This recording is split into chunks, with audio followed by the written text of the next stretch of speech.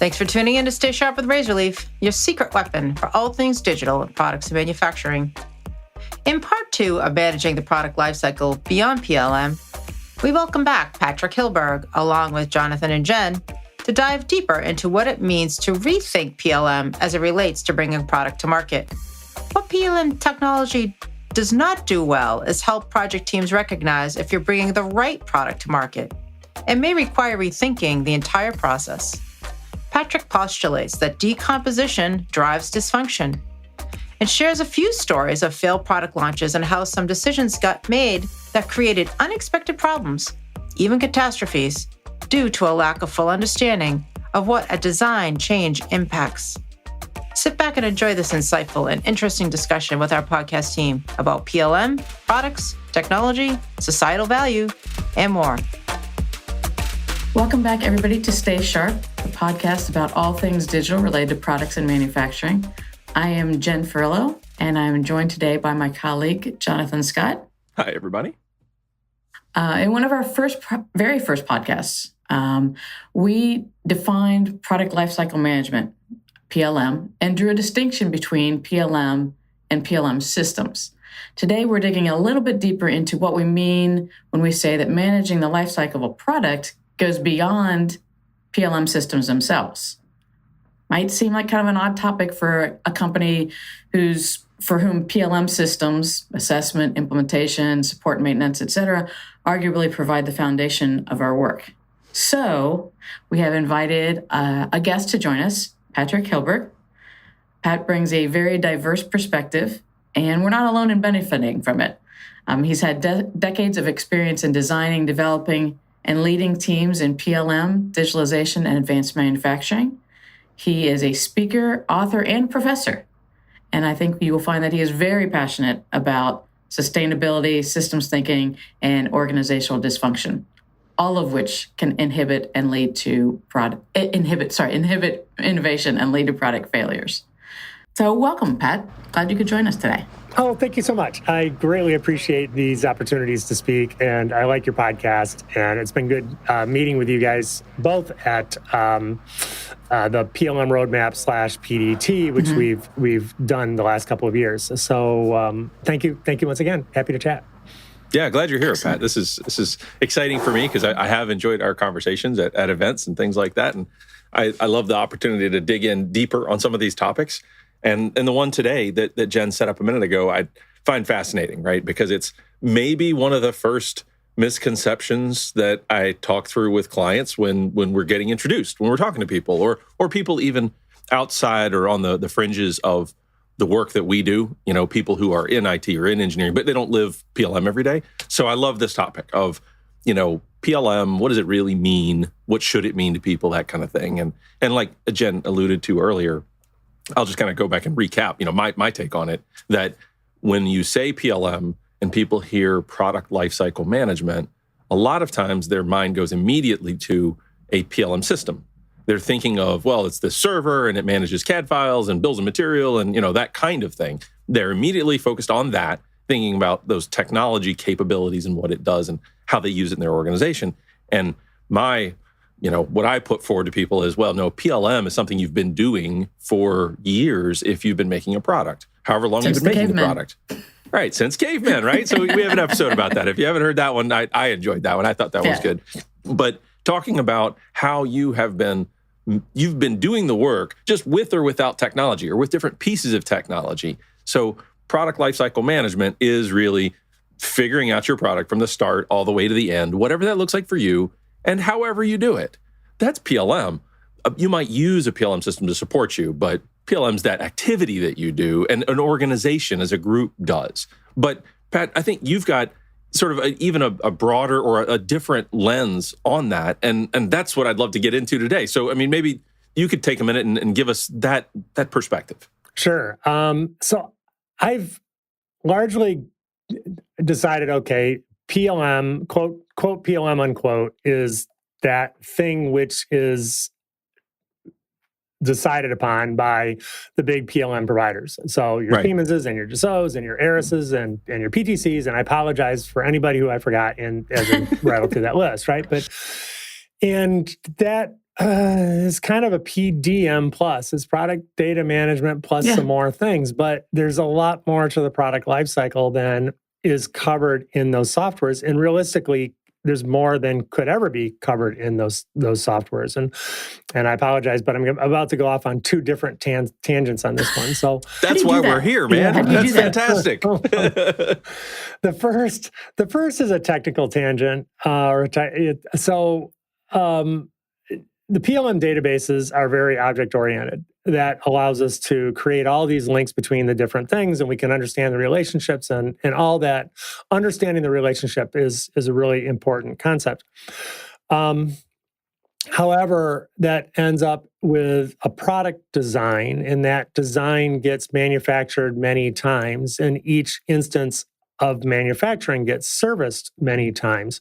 So you have these one-to-many relationships between the PLM system and the ERP system and the MES system and the MRO system. So that would be product lifecycle management and enterprise resource planning and manufacturing execution systems and what did I miss? Maintenance, repair, and overhaul. There you go. Yeah, yep. exactly. And then you got the alphabet soup though. That was great. We have a podcast on that too. Yeah, right. Absolutely.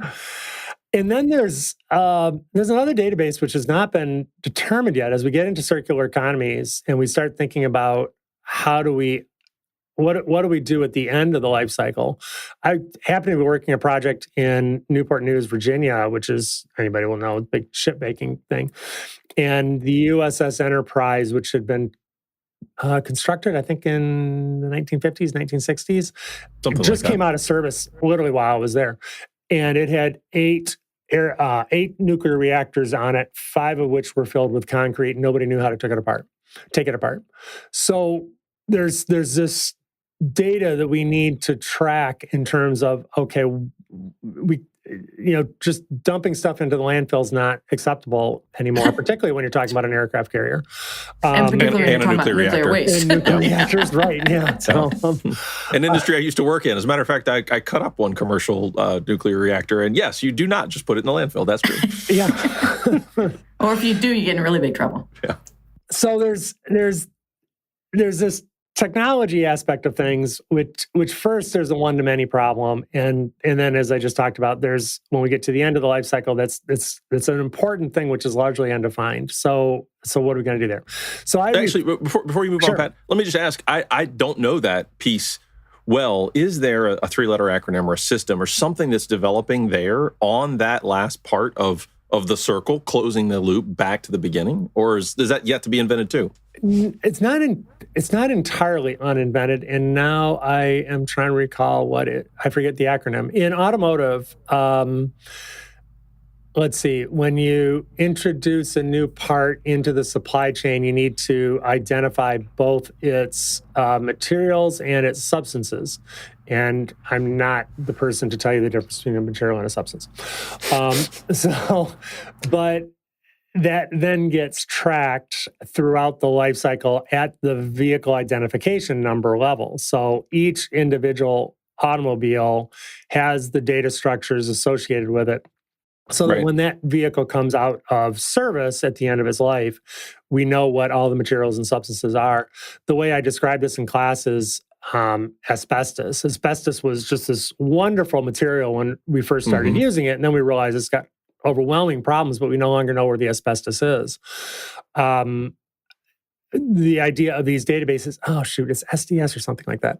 The idea of these databases is that there's some wonderful new material that's going into a car today that we may realize at the end is, oh my gosh, that material is much more problematic than we knew when we first put it into the car.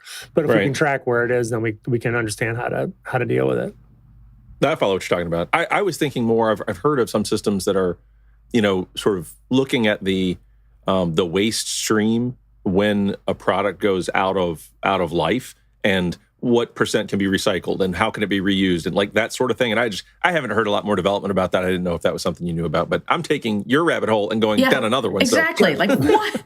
Okay, this episode's gonna be like 60 minutes long. Great. Sorry. Let's get back. You two get on back on track. Okay.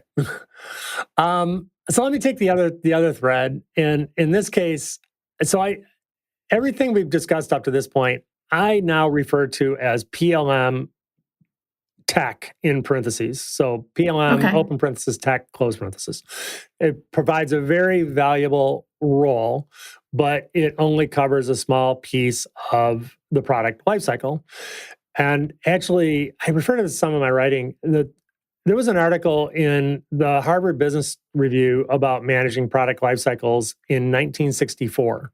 So clearly the phrase long predates CAD and databases, and computers at that point were on punch cards. So there's a much larger topic, and I refer to that topic as managing product life cycles. So I switched the M from instead of product life cycle management, which is a noun, I switched the M to the front and call it managing product life cycles, which is a verb.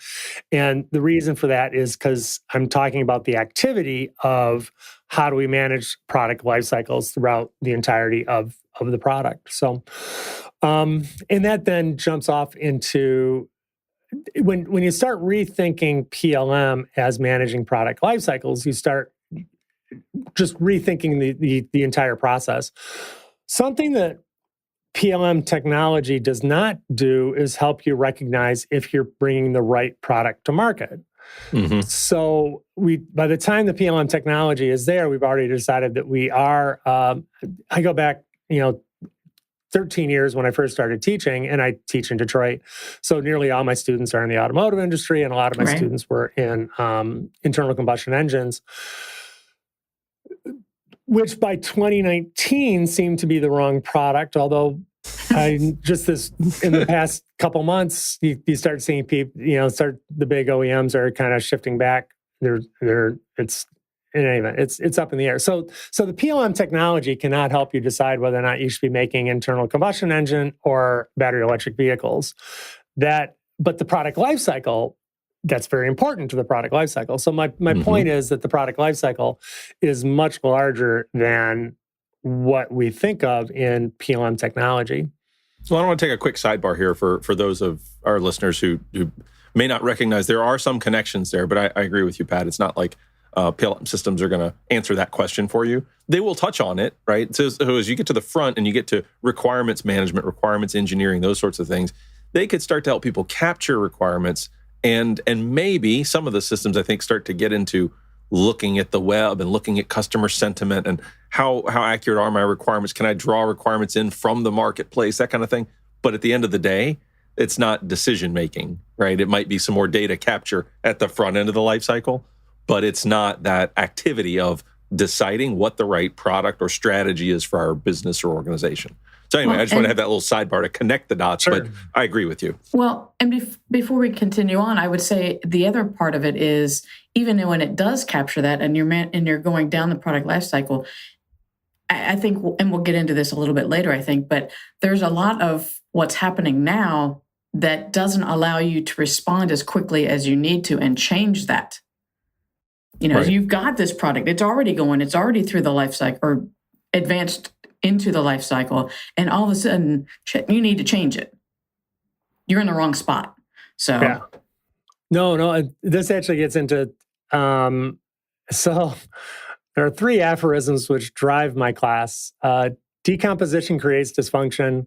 The past century has not prepared us for the next decade. And my students will learn more from each other than they will from me, but I get to decide what we're going to talk about. So let me go back to the first one on the decomposition. And you both brought up requirements, and that then so my master's and doctorate and faculty position are all called systems engineering. And actually I have real problems with the topic.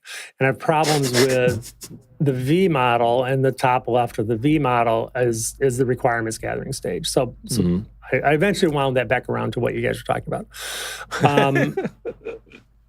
But it's the right topic, right? I mean, it's systems engineering is an interesting thing and can relate to PLM. But back to your point about managing the product lifecycle, they're not synonymous. Taking requirements and making decisions aren't the same thing. And what comes before requirements gathering? And engineers tend to say, well, the requirement is the beginning of the process. But no, actually, before the process, there is what do customers want to buy? And now we start getting into stereotypical use cases and those sorts of things. So our goal in the business is, and this is where the circles start expanding even larger. Our goal in the business is to bring value to our customers. So before our requirements, there's some sort of a estimation as to what do we think we can build that will bring value to our customers. But then you aggregate customers to society, who are all the customers, in their entirety. And so my opening lecture in class, I begin with what's the purpose of business, and I then jump into circular economy and stakeholder needs, and so it's not just shareholders, it's stakeholders. And then the next one is, how do we create societal value? So the opening concept in my class is, our purpose is to bring value to society, and then we can use money to communicate the value that we're doing. So, but it's kind of expand beyond the idea that that we're simply in it to make our customers or our shareholders happy. We need to think larger than that. I'm sorry, I'm wandering a little bit. So No. It's a good point, because I will say, I think it casts a wider net to the folks that need some of these technologies and capabilities we're talking about too, right? Because I always struggle. We have a lot of customers who are not in it for profit. That's not the point, right? They're governmental customers, they're research customers, that sort of thing. And they do, I think, understand that concept of, it's about bringing value to society in some aspect or another. And that's their motivator as an organization, but it still can lead down these paths. It's just, you have to sort of recognize that change in what their focus is. Right. And I wonder if that's part of what's driving the conversation we're having here as far as managing the product lifecycle. It almost sounds like a redefinition of what product is. So it's maybe perhaps not the widget, the car, the plane, the engine, what have you. It's all of the things around that. It is, that whether it's the emissions, or it's the cost of creating the product, the cost of transporting. I mean, all of those things that we don't necessarily measure right now, but they have an impact. So they're part of our product, but not something we manage. Yes, and actually, this gets to I leverage a few books, and one is Clay Christensen's book, The Innovator's Dilemma, which is all about disruptive innovation, and he really gets into, and this is a big topic for the Christensen Institute, which is called "What is the job to be done?" So we don't actually purchase products for the sake of having products, with some exceptions, art and that sort of thing, but we purchase products in order for that product to accomplish some goal for us. So right. And this is a conversation I bring up in class, is what is the job to be done by an automobile? Well, again, I'm in Detroit, so all my students are working in the auto industry. Totally understand. Yeah. So well, in the job to be, so one job to be done is to get to work. One job to be done is to get to the store. One job to be done for my students is to get to class. Now, in 2021, the campus was suddenly switched. Well, in the middle of 2020 and then all of 2021, the campus was suddenly online. And I put it up to my students, now, would you prefer to take the class in person or online? And ever since they've had the opportunity, they voted for an online class. But then I bring up to them, it's like, okay, well, because of the online class, you're no longer driving to campus. And since you're not driving to campus, you're not putting as many miles on your car. And since you're not putting as many miles on your car, you don't need to replace it so often. So Zoom is disrupting. And that's your job. Right, exactly. And that's your job. Right? So we don't need you anymore. Your career depends on people doing things that you don't want to do yourself. And in Zoom, and as I said, I'm currently in Michigan. I think you guys are in Ohio. We're doing all this online. Zoom is disrupting the auto industry. So if you look at the job to be done, if the job that I do for my students is to help them learn new things, previously, in 2019, the mechanism by which they needed to do that included driving a car. By 2021, really, it no longer required driving a car, and they're choosing not to drive a car in order to do it. So in any event, how does a PLM system at an auto company figure that out? Right. Right. What part of PLM tech is supposed to answer that? It doesn't, right? What's the CAD model behind? Right. I've just been replaced by Zoom. I will say, I think there's an interesting place here where I'm going to, connect a couple of maybe unrelated dots, but a place where technology can continue to grow and help us here. It's not there, and it's not in the thinking of most organizations. And what I mean by that is systems engineering can give us some insight into looking at the broader system and the requirements and how they relate to the product or service, that kind of thing. If you take that kind of modeling and you extend it further, there's a domain of enterprise architecture that is, I'll say, related to systems engineering. Some people may disagree with me, but I see the connection there. And enterprise architecture is about how do you model a business, its operating model, its business model, and connect it down to technology and those sorts of things. So how the business runs.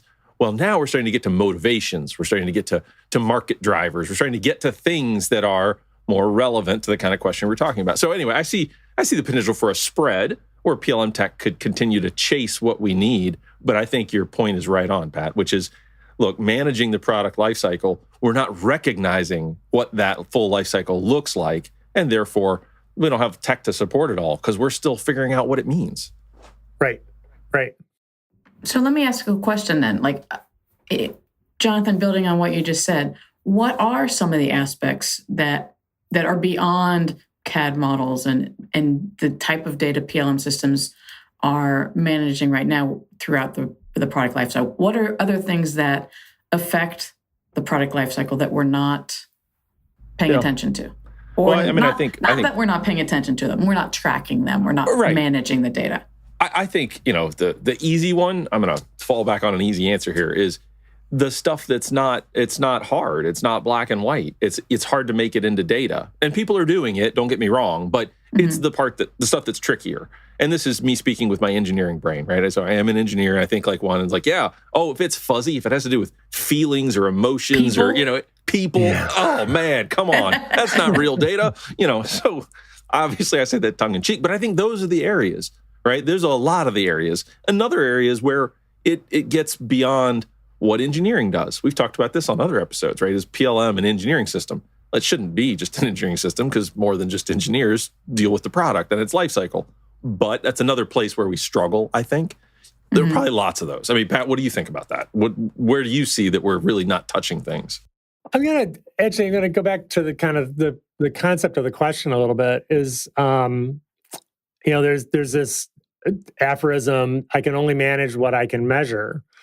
But that then kind of evolves into, I only manage what's easy to measure. And exactly to your point earlier about people and organizations and cultures and those sorts of things, it's not impossible to measure. I mean, I certainly can't put a fine detail measurement on culture. There's things you can do. Qualitative versus quantitative. Yeah, right. So it's very qualitative. We can put a little bit of quantitative on it, but it's very qualitative at that point. So, So, I'm sorry. Your question was, what are we not measuring? Basically, what are aspects of the product lifecycle that are not captured in PLM systems? And we talked about it being like people related things, organizational behavior. Market behavior, perhaps. We touched on the pandemic. I mean, external factors that you can't control, but your organization needs to respond to, and it does affect your product lifecycle. Let me flip it actually to in my head anyway. There's a relationship to my favorite aphorism, which is decomposition creates dysfunction. So we start with a high level goal. We're going to bring a complex or complicated product to market, like an automobile or an aircraft carrier, or airplane or something of that sort. And that's way more complicated than any one person can keep inside their head. So we start breaking it up and say, okay, you guys do this part, you guys do this part, you guys do this part.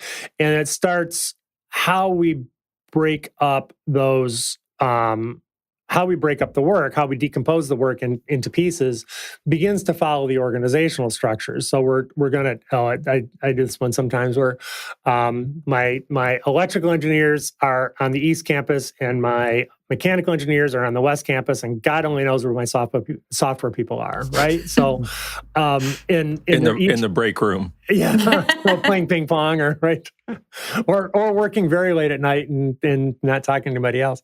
I was going to say, I run the risk of making our audience very angry with that comment, but I just had to throw that in there. I don't believe it. Well, but I just thought it was funny. You can poke fun of who you are as well. I mean, right? That's we're all in that space as well. So we decompose products into pieces, and if you look at and systems engineering has kind of become this, and then you have this system modeling language or SysML, which reinforces this. And I was working with somebody who's far better at SysML than I ever was, and he said, "Yeah, the organizational battles are in the interfaces. So in a SysML model, you've got boxes and you've got lines, and the lines are called interfaces. And at some point, there's some box which is owned by one budget, and it's connected to a box which is owned by a different budget, and that line that's where the battles are, right? So this is an incredibly important thing. When you start looking, I pay a lot of attention to catastrophic product failures. Two I pay a lot of attention to are the GM ignition switch recall in 2014 and the 737 MAX crashes in 18 and 19. And of course, then there's the door blowout. And the investigations aren't done yet on that one. In any event, you can... in the case of the GM ignition switch, a software team made a decision to include the ignition switch into the circuitry, into the decision-making process for inflating the airbag. But they didn't tell the person responsible for the ignition switch that they had done that. Now, he then went on and made an unethical decision to allow the switch to come to market, even though it was not fulfilling its requirements. And as we talk about a lot in my class and in some of my writing, you just start developing this cultural pressure to achieve financial metrics. So this is a person who had a cultural pressure to achieve financial metrics without the knowledge that the unethical decision he was about to make impacted safety.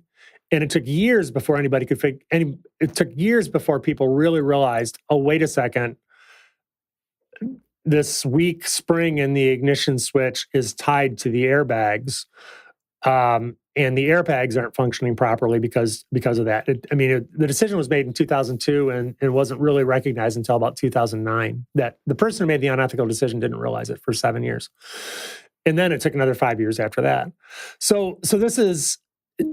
the reason I follow these catastrophic product failures, one is they're very well documented. The New York Times and Wall Street Journal and all these people will document the stuff for me, right? So, but it also shows failures in the product development system, which then lead to these catastrophes. So, in the GM case, also in the 737 MAX case,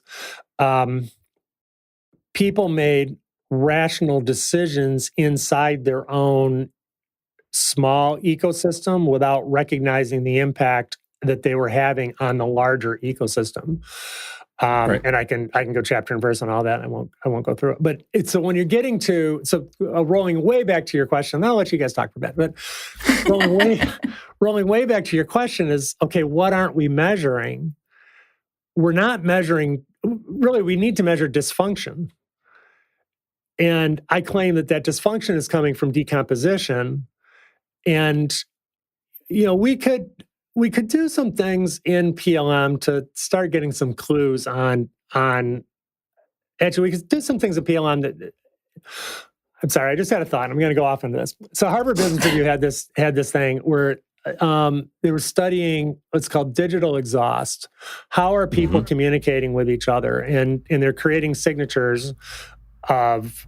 So if you're looking at, and they were looking at email and they were looking at Slack and that sort of thing. The trail they leave behind. Trail they leave behind, right. And if you look at how many communications are going on between people, you can figure out how that subgroup, how that division is going to operate, or the team of 10, 12 people.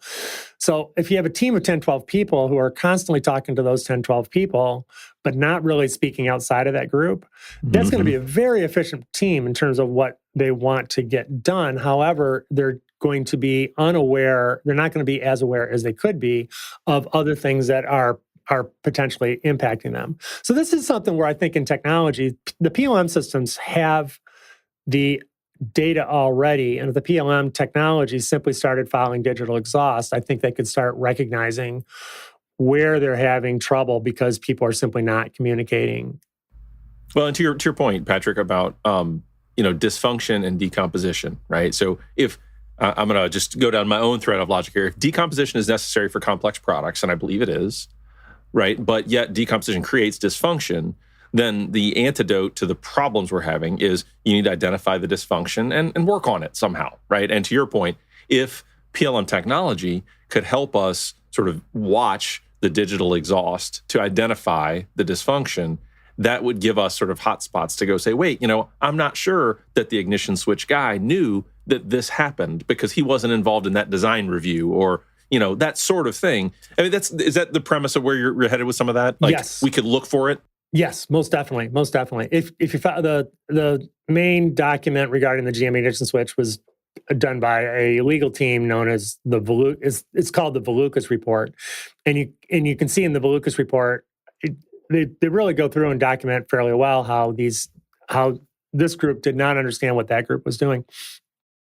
A change management process should pick up on that. And I know you guys have talked about change management processes before. So, and I am absolutely in favor of change management processes.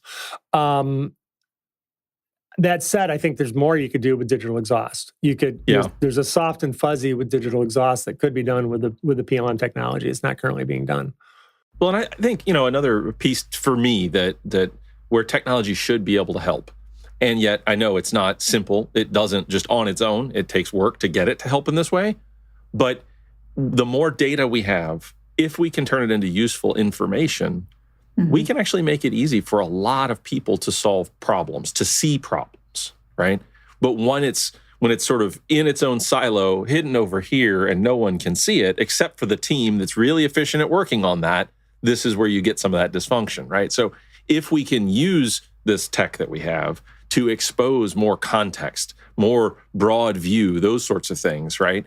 And we've talked about this for years in PLM, like, it's going to help support design reviews. And I don't know that we're there with the tech really doing what we need it to do. So I think it's really important that you're raising this with your view of managing product life cycles, that like, wait, it's more than the tools. We got some other things to look at, folks. I think you're right, but I do think that, we're definitely not there. PLM, when you hear the glorious stories of what PLM can do, but then you hear you go to some of the sim data presentations and you see what people are actually using it for. It's not even to the grand vision, right? But it is moving forward. I know that most of the major PLM systems now have collaboration pieces as part of that to kind of, I think, capture, to your point, Pat, capture some of that digital exhaust. The bigger challenge will be what to do with it. Well, how do you recognize those patterns? Yeah. And whether they use it, right? Because one of the things I see is the PLM providers are putting some of those collaboration capabilities into their tools, but they're like some of the corporate or enterprise collaboration capabilities that IT is bringing the whole organization. So then you end up with this other problem of, well, if I'm going to chat with somebody about something, do I do it inside the PLM about the part and put it in context and maybe it'd be very useful? Or do I just do it in Teams where I'm talking to people all day, all about everything, or Zoom or wherever I'm chatting? That's where your integrations are so important, right? You in all likelihood, you're doing both. And you probably need to do both because, again, the whole PLM, is it a engineering system? Right. It's got to go beyond that. And there are going to be engineers that are involved, whether it's electrical or software, that are not necessarily in the day-to-day PLM system. They're integrating with it. So they're not going to be using the collaboration tools within the PLM system. That's why you need to have that integration so that you're at least pulling all of that data in. Because to your point, you can't recognize patterns if you don't have a significant amount of data. Yeah. And I think in the conversation over the last minute or two, you've kind of narrowed the scope of PLM tech to say that. So should the Zoom call be in the PLM system? Right. I mean, do you necessarily start the conversation with the change notice, or do you necessarily start the conversation with this one, or does somehow the PLM tech needs to be cognizant? I'm not going to ask Zoom to get embedded into any one of the tech, but the PLM tech still needs to be cognizant of the Zoom. So, well, that's the issue I think that Jen, you're raising about integration, right? Is we need to stop thinking of PLM tech as its own walled garden, and it needs to be connected, aware of all the things that are going on that may be product related. And I bet that's true. I bet if we went to another industry, right, and had a chat with some experts about the next, where ERP needs to head, where finance needs to head, there are probably people in finance and compliance that would say, you know what, guys, we need to stop thinking about this as our walled garden of ERP and think about the conversations happening in the organization that are compliance related, that are going to, violate Sarbox or some other, accounting or related topic, because we need the visibility, because the decomposition and the silos has created dysfunction. Well, it comes down to people again. Back to people. What then drives the business? Oh, I just switched to professor. I'm asking the questions. What then drives That's okay. Jonathan loves to give answers. What then drives the business to do that? Right. What is and then I'll answer my own question. So this is why actually I pay so much attention to these catastrophes. So I've looked at the GM ignition switch, and I kind of estimate that to be about $8 billion in 124 lives lost. I don't at all. I should put that separate. I'm sorry. Let me restate that: 124 lives lost and $8 billion in outlay. The Boeing MCAS problem. I mean, the 737 MAX MCAS problems, and that's not even the door plug issue. Boeing floated a $20 billion bond in order to cover that. So you're and 346 deaths. So there's a very small chance that something very bad will happen. And I think we need to start recognizing the costs of something very bad happening in order to start. Somebody will come through and ask, what's the cost benefit analysis of tying my PLM tech to Zoom or Slack or email, or the whole company is going to use, I'm trying not to use a name, but the whole company is going to use PLM tech for all of their email. Because the only way we can really capture digital exhaust affecting our product is if all company email, including finance or what did we have for lunch that day or something, right? What's in the lunchroom. So, and I don't think we really go that far, but at some point you have to put some sort of a cost benefit analysis on it. And I jump up and down on these catastrophic failures because I think there's a lot of small failures that we don't see. The catastrophes are well documented. So, in any event. Well, that actually, you explained it a few minutes ago, Pat, when you said, that's one of the reasons you look at these is because there's so much information available. And I was just thinking to myself, I'm like, oh, that's right. Because I can think of so many PLM technology deployments that we get involved with where we talk about metrics with people. Like, what are you measuring? What are you trying to improve? Those kinds of things. And vast majority of projects, it's, well, we know loosely what we want to do, but we don't measure it. We don't know, that kind of thing. So when you think about where are the dysfunctions in your process, where are the problems, the things you're trying to solve, we don't see them until there is a failure. And then we go back and look at why there was a failure. We do the analysis and the research. Then we figure it out. Then we go improve it. Otherwise, it's all sort of notional. We don't spend a lot of time thinking about how we do what we do. Right. And I'm spending a lot of time looking at autonomous vehicles. And I think you can see the same situation showing up in autonomous vehicles as with the ignition switch and with the 737 MAX. The reason I got onto the ignition switch, I was consulting inside a very a very well-known company. I was consulting inside a very well-known company the same week that the GM CEO was testifying to Congress about failed change management practices. And which at the time, certainly that was part of what happened with the GM thing, is poor change management. And we were pitching, I was working for one of the big PLM tech providers, and we were pitching our change management processes. Hey, you can use our technology to manage change. And the young engineers who were about the age of my students said, no, we don't want to do that, because if we properly manage change, it can slow down. We're afraid that it's going to slow down development, and we're all afraid of our CEO. And the CEO is a world famous person. And I flew home. That was like Monday through Friday, and I flew home on Friday, and I was teaching the class on Saturday, and I said, we're going to talk about the ignition switch. So from here on out, we've always talked about the ignition switch, because I want to prepare my students for the challenges that they're going to face. A couple of years ago, one of my students was a safety manager, a quality manager, safety and quality manager for a company that was providing autonomous software for one of the other automakers.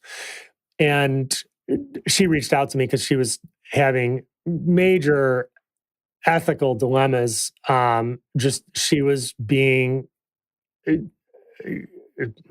felt a great deal of pressure to approve things which were not meeting the quality standards, or the defined requirements, which is exactly the situation at GM and Boeing that we had covered in my class, which is why she reached back out to me. So, yeah, she ended up leaving there.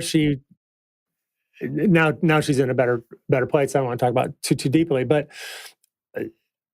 when you look at what is happening, there's Philip Koopman at Carnegie Mellon and Missy Cummings at George Mason. They both write on this stuff and the safety challenges of autonomous vehicles. And then I bring in my own perspective on this of, a lot of my students are working on autonomous vehicles, and I see the ethical pressure that they are under. So I think you can recognize these things. I think there's defined patterns here. I think there are recurring patterns that you can look at in advance and recognize the catastrophe before it occurs. And my poster child on this right now is autonomous vehicles.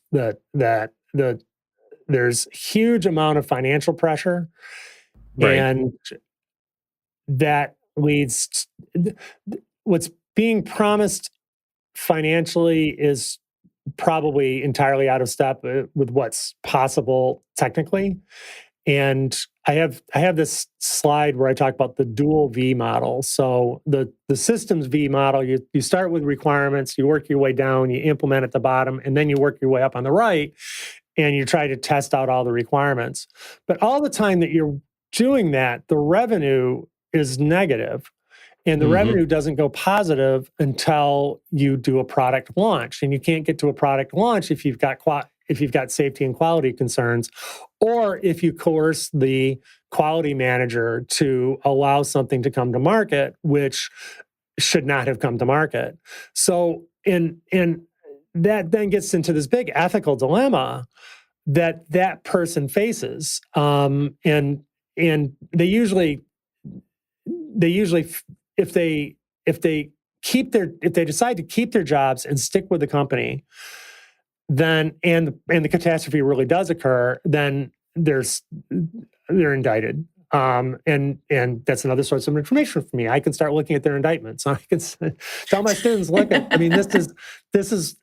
So I try to walk my students. So it really comes down to this ethical issue. There's a product developer at GM. It was a design release engineer. I get a lot of DREs in my class. At Boeing, it was a test pilot. There's this ethical pressure on a relatively low-level person in the product development process.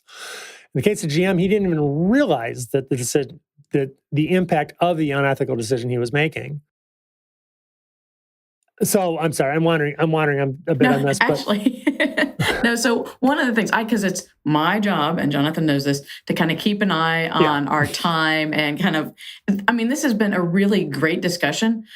We try to keep these at 30, 35 minutes. I think we're a little bit over that, but I don't want to stop the conversation, or I don't want to end the conversation. So if it's okay with you, I'd like to suggest we have you back and finish this conversation or continue it. I don't know if we'll finish it even then. Finishing might be tough. But because what I'm seeing here is part of the reason that, and get back to something I said earlier, part of the reason that managing the product lifecycle is different than PLM is because the products themselves are changing too. Whereas one was a mechanical ignition switch, you're talking autonomous vehicles, then that is automatically bringing in more ethical pressures and more environmental, and by environmental, I mean the driving environment, et cetera, than cars ever have before. So I do want to dig into that a little bit more, only we're out of time. So we'll just do it in another one, and we'll have people come back and listen to you some more. So if, to all of our listeners, if you have any questions on this topic, if there's anything you didn't hear here that you want to, or if you want to suggest something completely different for Jonathan and I to talk about, or for us to ask Pat, because certainly, like I said, he brings lots and lots of experience and diverse knowledge. So I want to take a quick time to thank you, Jonathan, for joining me. Oh, absolutely. This has been a fascinating conversation today. I know. And I know it's painful to take a quick break here, but and Pat as well for bringing us all of these wonderful thoughts and thought-provoking ideas, et cetera. Yeah. Thanks for being here, Pat. Oh, thank you guys. Very much I love this stuff. Very much so. And, to all of our listeners, please reach out to us via social media. Check out the podcast, subscribe. And until next time, stay sharp. Thanks, everybody. Goodbye. Thank you for being here and listening to our podcast of Stay Sharp with Razorleaf. If you have any questions about this topic, we'd love to have that conversation. Just leave us a comment on our post or send an email to podcast@razorleaf.com. We appreciate all the feedback we get. If you like this podcast, please be sure to hit the like button and subscribe on your favorite podcast platform or on our YouTube channel. Until next time, stay sharp.